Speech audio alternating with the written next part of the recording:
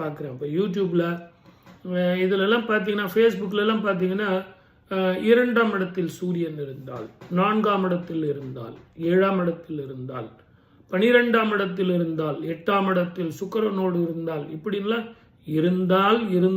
இருந்தால்னு போட்டு போறீங்க. இருந்தால் மற்ற கிரகங்களுடைய ஸ்திதி பார்க்கணும், மகாதிசைகள் பார்க்கணும், அந்த சூரிய திசை வருதான்னு பார்க்கணும், குரு இருக்கான்னு பார்க்கணும். ஏதோ இருந்தால்னு சொல்லிட்டு நம்ம ஒரு ட்ரைனிங் ஸ்டூடெண்ட்டுக்கு சொல்கிற மாதிரி பொது வெளியில் நம்ம சொல்லும்போது அவங்கவுங்க ஜாதகத்தை எடுத்து வச்சுக்கிட்டு அவங்கவுங்க பார்ப்பாங்க. அப்போ அவங்களுக்கு கஷ்டம் வரும். எந்த ஒரு ஸ்திதியாக இருந்தாலும் சரி, நிறைய ஸ்புடம் போட்டு பார்க்கணும். அவசரப்பட்டு எனக்கு தான் அந்த பலன்கள்லாம் தெரியும் அப்படின்னு கடகடன் பலன் சொல்றதுல இருக்கக்கூடாது. கிரகங்களுடைய